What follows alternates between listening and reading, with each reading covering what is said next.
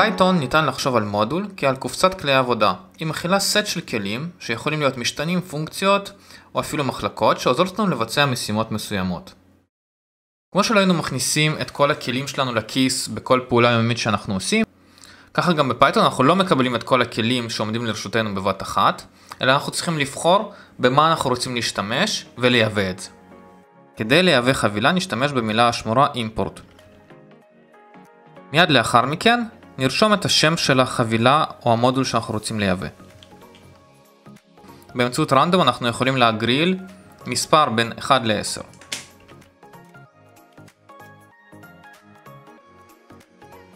זימנו את פונקציית randint מתוך מודול רנדום, העברנו את הפרמטרים שהיא צריכה, וכעת אנחנו מדפיסים את התוצאה. אחרי שראינו איך מייבים מודולים שהוגדרו מראש במערכת, בואו נראה איך מייבים מודולים שנכתבו על ידינו. הפרויקט שלנו מכיל שני תיקיות, morning ו-night, ובכל תיקייה יש מספר קבצים. שימו לב שהתיקיות מסומנות עם נקודה שחורה. זה אומר שפייתון מזהה את התיקיות האלה כחבילות. מה שהופך את התיקייה הזאת לחבילה זה ההימצאות של קובץ init.py.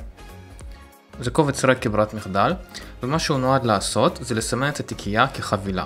יש לקובץ הזה עוד מספר יכולות שלא ניכנס אליהם בקורס הזה. נניח שאנחנו רוצים לייבא את good morning, וספציפית לייבא את הפונקציה say good morning. כדי לייבא מודול שנמצא בתוך חבילה, נשתמש במילה השמורה from. לאחר מכן נכתוב את שם החבילה, נקודה, המודול בתוך החבילה, מיד יופיע לנו import, ואחרי האימפורט אנחנו נכתוב איזה פונקציה או איזה אלמנט מתוך המודול אנחנו רוצים לייבא. אחרי שהבאנו את הפונקציה הזאת אנחנו יכולים פשוט לזמן אותה.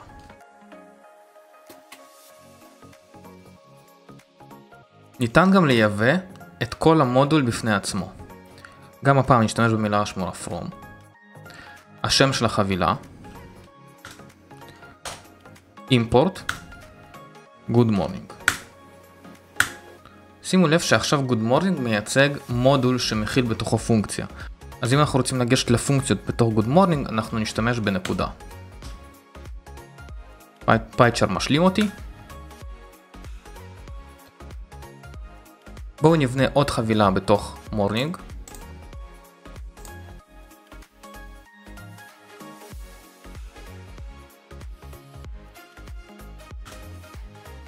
שימו לב שאוטומטית פייצ'ר מייצר את קובץ init.py.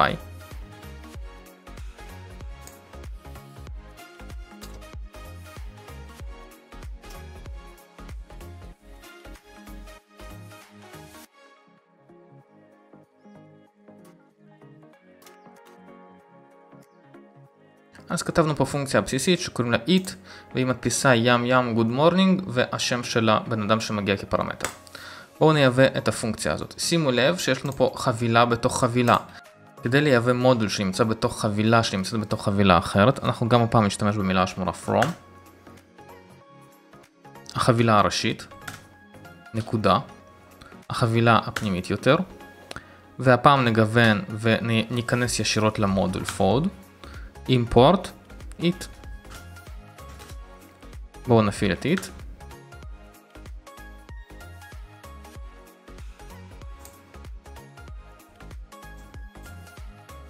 ים good morning מיכאל.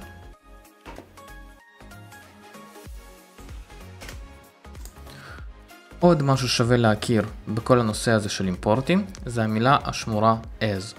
לפעמים אנחנו רוצים לייבא פונקציה או מודול כלשהו ולהתייחס אליו בשם אחר. זה לפעמים מקל לנו על התוכנית והופך את הקוד שלנו ליותר קריא. נניח אנחנו רוצים לייבא את פונקציה it ולהתייחס אליה כאילו לפונקציה הזאת קוראים pancake. נשתמש במילה השמורה from, וכעת נשתמש במילה השמורה as, ונכתוב פה את השם שאנחנו רוצים לתת לפונקציה הזאת. כעת נוכל לזמן את pancake, ומה שיקרה מאחורי הקלעים זה שבעצם פונקציית it תרוץ, וקיבלנו את אותה התוצאה. עד כאן על אימפורטים. פשוט, לא?